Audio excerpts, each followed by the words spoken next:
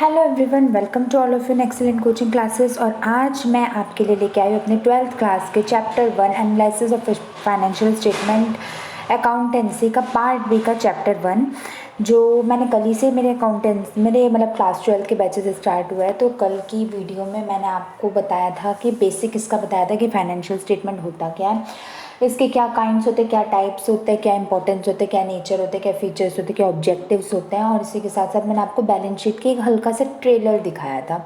उसमें share capital कैसे find out करते हैं, authorised ratio the subscribe capital का एक ट्रेलर दिखाया था। आज की वीडियो में मैं आपको बताऊंगी बैलेंस शीट हॉरिजॉन्टल फॉर्मेट के हर एक हेड्स के बारे में। पहले बताओगे वो होती क्या, पूरा उसका फॉर्मेट एक्सप्लेन करोगे, फिर उसके हर एक काइंड्स एक्सप्लेन करोगे, मतलब उसके अंदर के कौन कौन से भाग होते हैं। अब स्टूडेंट्स, आपको ये चीज़ तो पता ही होगी कि बेसिकली बैलेंस शीट क्या होती है। वो चलो मैं अभी आपको वीडियो में स्टार्ट कर दूँ, इससे पहले मुझे आपको एक बात बतानी है। मैंने अपने कॉन्टेस्ट रख रखे हैं, एक्सेलेंट कोचिंग क्लासेस के कॉन्टेस्ट। उनमें क्या होता है कि जो मैं वीडियो बनाती हूँ ना, उनमें हर लास्ट में eight the end of the video आपके कुछ असाइनमेंट्स के क्वेश्चंस होते हैं। वो असाइनमेंट्स के क्वेश्चंस आपके बेसिस ऑफ वीडियो ही होते हैं। जो लेक्चर मैं आपको प्रोवाइड करती हूँ उसके बेसिस पे आपके क्वेश्चंस होते हैं। आपको क्या करना है, आप अपना वीडियो को वॉच करो, लास्ट में जाओ, क्वेश्चंस करो, उनके आंसर्स लिखो, और उनके आंसर्स लिखने के बाद जब आप उनको सॉल्व कर लोगे तो उनको सॉल्व करने के बाद मुझे मेरे टेलीग्राम पे उनको डीएम करो। टेलीग्राम का लिंक मैंने अपना कम्युनिटी में दे रखा है। आप उसमें एक्सेलेंटीज स्क्वाड कॉमर्स एस्पिरेंट्स का ग्रुप है, आप उसमें ऐड होइए, उसे आप ज्वाइन करिए, और उसके बाद आप मुझे वहाँ पे अपना ग्रुप में आंसर भेजिए। जिस बच्चे का सबसे पहले मेरे पास आंसर आएगा वो होगा स्टूडेंट मेरा स्टार ऑफ द डे, है ना। तो जो बच्चा एक दिन में जीतेगा, जैसे एक दिन जिसने सबसे पहले काम किया, अगले दिन उसका नाम मैं अपनी कम्युनिटी पे लिखूँगी विद आंसर शीट। जो आप मुझे आंसर लिख के दोगे उस आंसर शीट के साथ आपका नाम मैं टैग करूँगी अपने कम्युनिटी पे।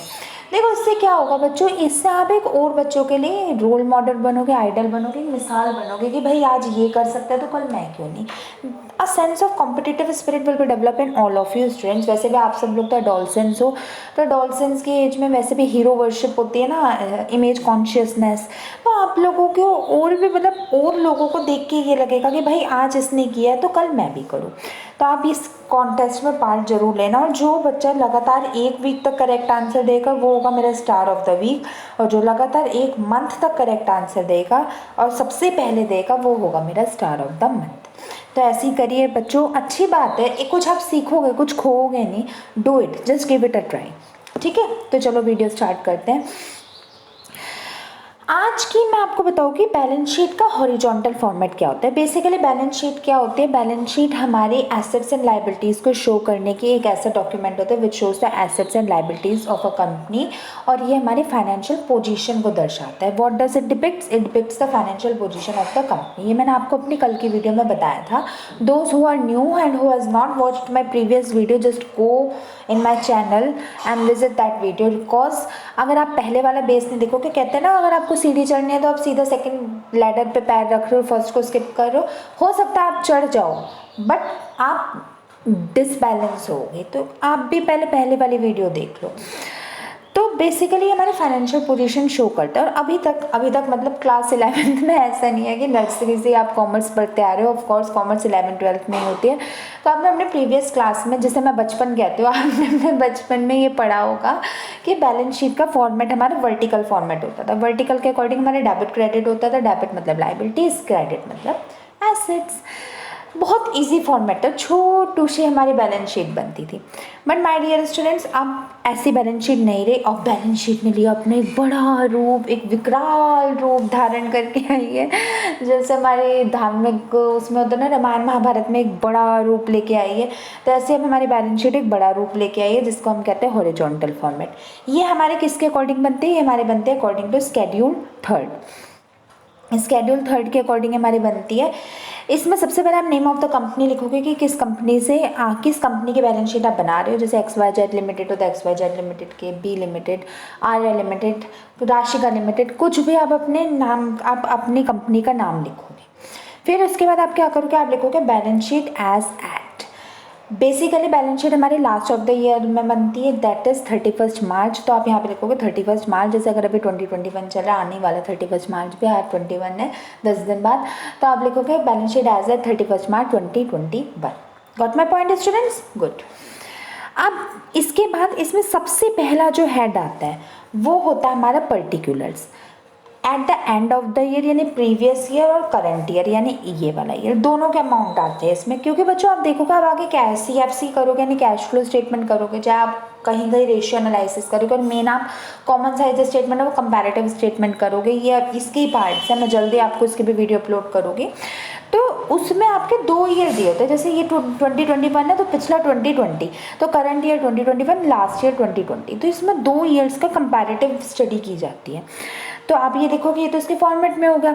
सबसे पहले आ जाता है हमारा हेडिंग 1। इसमें हमारे 5 हेडिंग होती है basically, equity and liability, non current liability और करंट लायबिलिटी। ये हमारा एक हेड होता है। यानी हमारी, तुम्हें ये तो पता ही होगा, पिछले साल भी तुमने पढ़ा होगा, capital plus liabilities equal to assets होते हैं। तो इसमें भी बात तो वही होती है, एसेट्स अलग हो जाते हैं। एसेट्स में हमारे फिक्स्ड एसेट्स और करंट एसेट्स आते हैं, और लायबिलिटी साइड में हमारे कैपिटल और लायबिलिटीज आते हैं। कैपिटल में हमारी इक्विटी एंड इक्विटी आ जाती है, वही कैपिटल हो गई, और लायबिलिटीज में आ जाती है हमारे नॉन करंट लायबिलिटीज और current liabilities. Got my point students? Good.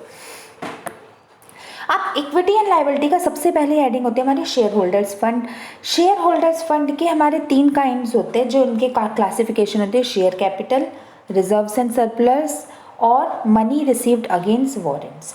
ये तीनों क्या होते हैं मैं आपको भी एक्सप्लेन करूँगी, डिटेल में भी आपको हर एक चीज़ एक्सप्लेन करूँगी। आप अभी ये देखो बच्चों, कुछ भी करो, चाहे मगअप करो, चाहे क्रैम करो, चाहे रट्टा मारो, चाहे समझो, कुछ भी करो, बट बैलेंस शीट का हूबहू यही फॉर्मेट आपको याद करना है। कर लेना बच्चों, मैं अभी टेस्ट भी लूँगी आपसे, तो फिर मैं आपको उसमें भी क्वेश्चंस दूँगी। जो चीज़ जहाँ जैसे जिस हेड्स में लिखी है, आपको वो चीज़ वहाँ वैसे उसी हेड्स में लिखनी है। You do not have to do any modification according to you. आपको अपने अकॉर्डिंग कोई मॉडिफिकेशन, कोई चेंजेस में नहीं करना। समझ गए बच्चों? तो पहला हो गया शेयर होल्डर्स फंड में share capital, reserves and surplus और मनी रिसीव्ड अगेंस्ट वारंट्स। अब इसके बाद जो हमारी नेक्स्ट हेडिंग आती है वो देखते हैं हम। इसके बाद देखो, ये तो हमारे शेयर कैपिटल वाला था। इसके बाद आती है हमारी next heading non current liabilities. Second heading क्या होती है हमारी? Non current liabilities. और नॉन करंट लायबिलिटीज में क्या क्या होती है? इसके अंदर 4 क्लासिफिकेशन होती है। मेन हेड्स जो होते हैं, सब हेड्स, 4 सब हेड्स होते हैं। First one is your long term borrowings, यानी वो बोरोविंग्स जो हमने 1 साल से ज़्यादा के लिए ली गई हो। Second is your deferred tax liability. Third is your other long tax liability and fourth is your long term provision. तो हमारा बच्चों फर्स्ट शेयर होल्डर्स फंड में SHF जिसे कहते हैं, उसमें क्या क्या आया था? उसमें आया था हमारा share capital, reserves and surplus, money received against warrants. और नॉन करंट लायबिलिटीज में हमारा क्या क्या आया? Long term borrowings, deferred tax liabilities, other long tax liabilities और लॉन्ग टर्म प्रोविजन। सेम इसी वे में लर्न करोगे हर चीज़ में। मैं आपको जैसे इको हो गया, बिजनेस हो गया, मैं कह देती हूँ ना कि भाई आप अपने अकॉर्डिंग भी इसे कर सकते हो या आप अपनी लैंग्वेज में भी लिख सकते हो, but you do not have to do any modification here. Whatever is given in the format, you can not change the format and you have to mug up, you have to cram the format according to the same format, according to the same rule which I have given to you. ठीक है। और हाँ बच्चों, ये चीज़ तो मैंने आपको बताई ही नहीं, वैसे कल बताई थी, लेकिन फिर भी आपको रिकैप करवा देती हूँ। हमारी कोई भी बैलेंस शीट हो, कोई भी हमारा कंपनी से रिलेटेड वर्क हो, वो हमारा कंपनीज एक्ट 2013 के अकॉर्डिंग बनता है। कंपनीज एक्ट 2013 के अकॉर्डिंग। वैसे कल मैंने आपको ईयर बताया था। समझ गए? 2 हेड समझ गए? अपनी नोटबुक में नोट डाउन करो, अच्छे अच्छे नोट्स बनाओ, लाइनें खींचो, सुंदर सी बैलेंस शीट बनाओ। फिर इसके बाद आ जाते हैं हमारी तीसरी हेडिंग। मैंने कहा था ना 5 हेडिंग होती हैं। पहला शेयर होल्डर्स फंड जिसे SHF कहते हैं, दूसरा नॉन करंट लायबिलिटी और तीसरा होते हैं हमारी current liability. Non current liability के 4 पार्ट थे जो कि थे ये, और करंट लायबिलिटी के भी 4 पार्ट होते हैं। इन्हें मैं एक्सप्लेन करूँगी अभी अपना। पहले एक बार आप फॉर्मेट की तरफ नज़र तो मान लो, जैसे कल हमने ट्रेलर दिया था, थोड़ा सा मूवी तो देख लो, क्लाइमैक्स में आपको भी बताऊँगी। तो करंट लायबिलिटी में क्या क्या होता है? इसके भी 4 हेड्स होते हैं। पहला होता है हमारा short term borrowings, short term borrowings. Second है हमारा ट्रेड पेबल्स। थर्ड है हमारा अदर करंट लायबिलिटीज़ और फोर्थ है हमारा शॉर्ट टर्म प्रोविजन। क्या क्या 4 चीज़ें हुई? Short term borrowings, trade payables, other current liabilities और शॉर्ट टर्म प्रोविजंस। इसके 4 पार्ट, उसके 4 पार्ट। तो बच्चों अभी आपको कितना सारा लर्न करना है। हाय मेरे प्यारे प्यारे स्टूडेंट्स, रोना मत। 4 ये हो गए, 4 ये हो गए, 8 और 3 ये हो गए, 11 सब हेडिंग्स लर्न करनी है मेरे स्टूडेंट्स को। हाय कितने मेहनती है मेरे एक्सीलेंटीज। कोई बात नहीं एक्सीलेंटीज, तुम्हें तुम्हारी मेहनत का फल ज़रूर मिलेगा। मैं दिलवाऊंगी तुम्हें तुम्हारी मेहनत का फल, बट अभी लर्न कर लेना, ठीक है। तो इसी के साथ बच्चों जब हमारी current liability, non current liability और एसएचएफ हो जाती है ना, तो हमारी एक side of balance sheet complete हो जाती है। जैसे वहाँ पे हमारी लायबिलिटीज खत्म हो जाती थी तो हम उसका टोटल कर लेते थे, यहाँ पे आप इनका टोटल कर लोगे, current liability, non current liability और इक्विटी साइड्स यानी शेयर होल्डर्स फंड्स, आप इनका टोटल करके लिख दोगे। यानी कहें तो हमारी पार्ट मतलब बैलेंस शीट का 1 पार्ट कंप्लीट होता है यहाँ पे। अब हमारा पार्ट सेकेंड स्टार्ट होगा, वो पार्ट सेकेंड हमारा एसेट साइड्स होता है। लेट्स सी, एक बार देख लो, ये 3 चीज़ें होती हैं इसमें। अब यहाँ पे हम अपना टोटल कर लेते हैं, फिर इसके बाद से हमारा सेकंड हेड स्टार्ट होता है, जो कि होता है हमारा नॉन करंट एसेट्स और करंट एसेट्स। सेकंड हेड्स में हमारी 2 चीज़ें होती है, नॉन करंट एसेट्स और current assets. Non current assets के भी अंदर पार्ट्स होते हैं, जिसमें नॉन करंट एसेट्स का हमारा पहला पार्ट होता है of course fixed assets. First part क्या होता है मैं सबको बताऊंगी इसके अंदर क्या क्या आते हैं, क्योंकि ये आपके कई बार क्वेश्चन 3 मार्क्स में देखा जाता है, आपको 6 चीज़ें दे जाते हैं हाफ ऑफ मार्क्स के ईच, कि बताओ ये कहाँ आएंगे बैलेंस शीट में। जैसे शॉर्ट टर्म प्रोविजंस कहाँ आएंगे, ट्रेड पेबल्स कहाँ आएंगे, डेटर्स कहाँ आएंगे, कैटल्स कहाँ आएंगे, ये सारी चीज़ें कहाँ आएंगे। Then in that you have to write out the name, heading and sub heading that in the balance sheet of according to horizontal format where these items will come. Got my point students? Good. तो पहला ये हमारा हो गया fixed assets. फिर इसके बाद fixed assets हो गया। फिर इसके बाद इसमें हमारा फिक्स्ड एसेट्स में क्या क्या आता है, इसमें हो जाता है हमारा tangible assets. Tangible assets are all those assets 11th में आपने पढ़े होगे, to whom you can feel and touch its presence। इसका भी फॉर्मेट तो बच्चों वही होता है at the end of the year और at the previous of the year, format तो सेम ही होता है। बट टेंजेबल एसेट्स वो होते हैं जिन्हें आप टच कर सकते हो, जिनकी एक्सिस्टेंस को आप फील कर सकते हो, वही जैसे हार्डवेयर सॉफ्टवेयर वाली बात होती है। तो टेंजेबल एसेट्स को आप फील कर सकते हो। सेकेंड हो गया आपका इंटेंजिबल एसेट्स। इंटेंजिबल एसेट्स हमारे ऑल दोज एसेट्स होते हैं जिनको हम टच नहीं कर सकते बट उनकी हम एग्जिस्टेंस को फील कर सकते हैं, जैसे हमारे गुडविल हो गया, पेटेंट्स हो गया, कॉपीराइट्स हो गया, ट्रेडमार्क्स हो गया। बट होते वो भी फिक्स्ड एसेट्स ही होते हैं और ये भी बैलेंस शीट के एसेट्स कॉलम में आते हैं। थर्ड होगा capital work in progress. Capital work in progress, रट्टा मार पढ़ पढ़ के दिमाग की बजाय जब सीटी, रट्टा मार बच्चों, एक्सीलेंटीज रट्टा मारो। इन सब चीज़ों को सेम रट्टा मारना है जो मैंने आपको दे रखा है। फिर इंटेंजिबल एसेट्स मैंने 2 बार लिख दिया, सेकंड और फोर्थ पे आप एक ही बार कर लेना। इंटेंजिबल एसेट्स वही होते हैं जिनके हम एक्सिस्टेंस को फील कर सकते हैं, आप एक ही बार कर लेना। फिर नेक्स्ट होता है हमारा non current investments. Non current investments sixth होता है हमारा, वैसे टेक्निकली फिफ्थ, वो मैंने एक चीज़ 2 बार लिख दी थी। तो long term advances, long term advances long term, कई बच्चे ये मत समझना ना लॉन्ग टर्म में तो भाई लोन नहीं होगा, लॉन्ग टर्म एडवांसेस भी हो सकता है। फिर उसके बाद होता है हमारा next other non current assets. कोई जो बच्चे कुछ छोटे मोटे वो रो रहे होगे बैठ के भाई हमें तो इंक्लूड किया नहीं, ना हम सबको इंक्लूड करते हैं बच्चों। हम मेरे जैसे एक महान इंसान ने एक बैलेंस शीट बनाई थी तो मैं सबको इंक्लूड करती हूँ। मैंने नहीं बनाया ऑफकोर्स, मेरे जैसे महान इंसान ने ये बैलेंस शीट का फॉर्मेट बनाया था तो वो सबको इंक्लूड करता है। अब नेक्स्ट कभी मैं भी बनाऊंगी, चिल मारो, चिंता मत करो, आने वाले समय में तो मेरी भी बैलेंस शीट देखोगे जो मैं प्रिस्क्राइब करूँगी। क्या करो, ज़्यादा हो गया, चलो कोई बात नहीं, आदत है यार बच्चों, थोड़े मूड को लाइट रखना चाहिए। ऐसे तो तुम लोग डर ही जाओगे, अब रो मत, अब वीडियो में रो मत, देखो देखते देखते कोई बात नहीं बच्चों, don't take out the tensions. आपको ना अभी थोड़ी टफ लग रही होगी कॉज आप ये पहली बार देख लो, धीरे धीरे जब आप इसे करोगे ना तो आपको फॉर्मेट आ जाएगा। जैसे फाइनेंशियल स्टेटमेंट में ना आपने क्लास 11th में जब आपको टीचर्स ने करवाए होंगे कि भाई डायरेक्ट एक्सपेंसेस क्या होते हैं, डायरेक्ट इनकम क्या होते हैं, जो हमारे ट्रेडिंग अकाउंट में आते हैं, डायरेक्ट एक्सपेंसेस क्या होते हैं, डायरेक्ट इनकम क्या होते हैं, तो आपको पहले क्लासीफाई करने में जब आपको फर्स्ट टाइम फॉर्मेट बताया होगा तो मैं I am damn sure about it कि आपको डिफिकल्ट लगा होगा, बट जैसे जैसे आप करने लगे तो ईजी लगने लगा। ऐसे ही बैलेंस शीट का फॉर्मेट ना आपको स्टार्टिंग में डिफिकल्ट लग रहा है, बट जैसे जैसे आप करने लगोगे आप हैबिचुअल हो जाओगे, आप यूज्ड टू हो जाओगे, आपको इजी लगने लगेगा। Don't worry students, and I am with you, जब मैं हूँ साथ, डरने की क्या बात, मेरे प्यारे प्यारे स्टूडेंट्स, डरो मत। तो ये फिक्स्ड एसेट्स हो गए। Let's proceed to our current assets. ये फिफ्थ और लास्ट हेडिंग होती है हमारी बैलेंस शीट की। इसके बाद हमारी बैलेंस शीट क्लोज हो जाती है। करंट एसेट्स, अब हम देखते हैं करंट एसेट्स क्या होते हैं। करंट एसेट्स के हमारे टाइप्स होते हैं बेसिकली। पहला होता है हमारे करंट एसेट्स में करंट इन्वेस्टमेंट। भाई देखो करंट एसेट्स है तो हमारे करंट इन्वेस्टमेंट तो हो गए। First one is your current investment.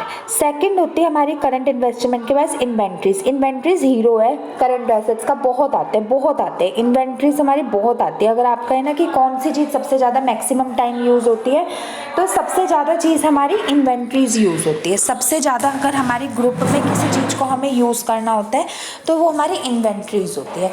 Inventories basically हम कहते तो कई एंगल में हम अपने स्टॉक को ही हैं, तो सबसे मैक्सिमम तौर तरीके से जो यूज़ होती है वो हमारी इन्वेंट्रीज होती है। फिर थर्ड होती है हमारी ट्रेड रिसीवेबल्स, करंट एसेट्स की पार्ट। फोर्थ होते हैं हमारी cash and cash equivalents. Fifth होती है हमारी शॉर्ट टर्म लोन्स। क्या होती है हमारी शॉर्ट टर्म लोन्स। और लास्ट होती है हमारी अदर करंट एसेट्स। 6 पार्ट इसके हो गए अदर करंट एसेट्स। तो 6 पार्ट इसके हो गए। जब आप ये करंट एसेट्स को लिख लोगे, बच्चों मैंने तुम्हें ये अलग अलग से तोड़ तोड़ के दिखाया, या फिर मैं तुम्हें साथ में भी दिखाती हूँ, बट माय डियर स्टूडेंट्स तुम्हें ये सब साथ में लिखनी है। जब तुमने करंट एसेट्स, जब आप लोग अपने करंट एसेट्स का और नॉन करंट एसेट्स का टोटल कर लोगे तो आप उसे वहाँ पे लिख देना। अब तुम्हें मैंने अलग अलग से बता दिया, अब रुको मैं तुम्हें बड़े फॉर्मेट पे सिखाती हूँ, समझाती हूँ। देखो ये है बेसिकली हमारा फॉर्मेट। इसमें ओवरऑल फॉर्मेट है ये। इसमें आपको जब आपका equity and liability side non current liabilities और करंट लाइबिलिटीज का टोटल होगा तो आप यहाँ पे लिख दोगे, और जब आपका नॉन करंट एसेट्स और करंट एसेट्स का टोटल होगा तो आप वहाँ पे लिख दोगे सेकंड हैंड पे, सेकंड कॉपी के पेज पे। जब आपका इन दोनों का टोटल ना आपका मैच करें, जो ऑफकोर्स बैलेंस शीट का टोटल अगर लाइबिलिटीज और एसेट्स का मैच नहीं हुआ तो फिर कुछ काम ही नहीं है। तो बैलेंस शीट का टोटल मैच होना चाहिए। जो भी आपका ये वाला टोटल है, मीन्स ये वाला टोटल, वो ही आपका ये वाला टोटल होना चाहिए। यानी आपके लाइबिलिटीज़ और इक्विटी साइड का टोटल मस्ट भी इक्वल होना चाहिए आपके एसेट साइड के टोटल से। Got my point.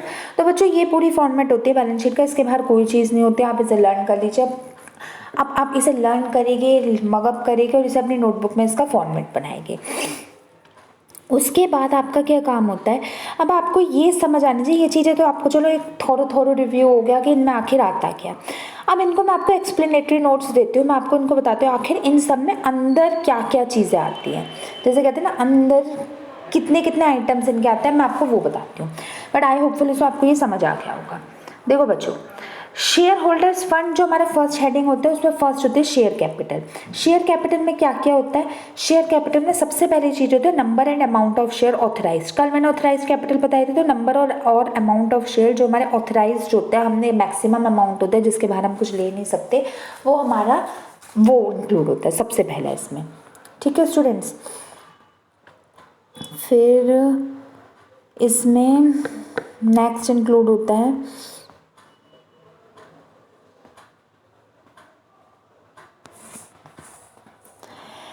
फिर इसमें सेकंड चीज इंक्लूड होती है नंबर ऑफ शेयर ऑथराइज के बाद number of share issued and subscribe. वही बात है जो मैंने आपको कल बताई थी, अच्छी बात है मैंने आपको ये पहले बता दी।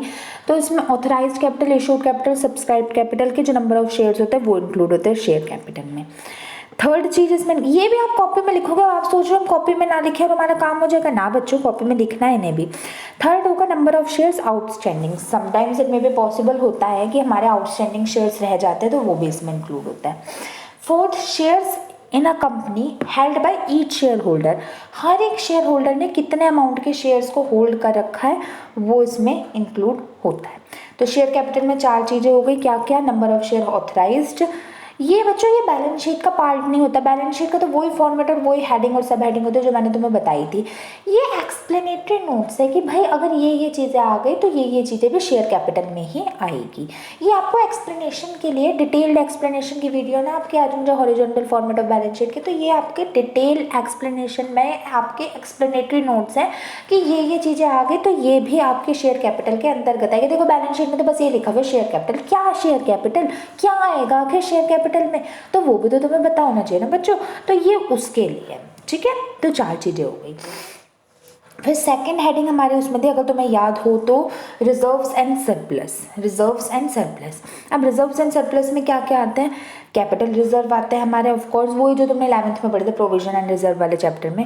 कैपिटल रिडम्पशन रिजर्व्स आते हैं, डिबेंचर रिडम्पशन रिजर्व्स आते हैं, डिवैल्यूएशन रिजर्व आते हैं, अदर रिजर्व्स आते हैं, और surplus of balance sheet and P&L account आता है।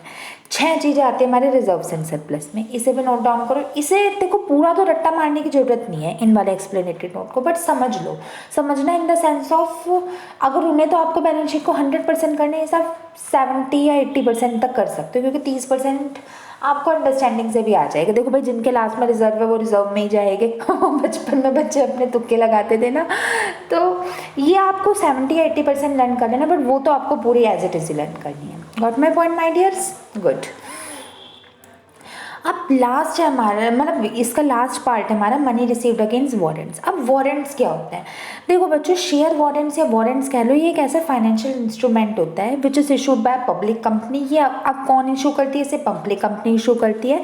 ये एक ऐसा राइट देता है होल्डर को, जो वो अपने इक्विटी शेयर्स होते हैं, वो एक स्पेसिफिक डेट के बाद, देयर इन उसके बाद या उससे पहले, मतलब अपने उसे ये टाइम फ्लेक्सिबिलिटी देता है कि आप अपने इक्विटी शेयर्स को पहले या बाद में इशू कर सकते हो। It gives the time flexibility to the holder of equity share holders to acquire certain number of equity shares specified therein at a later date।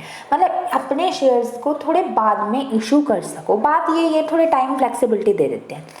Share variant अगर आपने इंक्लूड किया हो, तो जो आपको शेयर वेरिएंट के थ्रू पैसा मिलता है वो भी इसमें इंक्लूड होता है बच्चों, बट इसकी ना अकाउंटिंग ट्रीटमेंट आपके सिलेबस में नहीं है।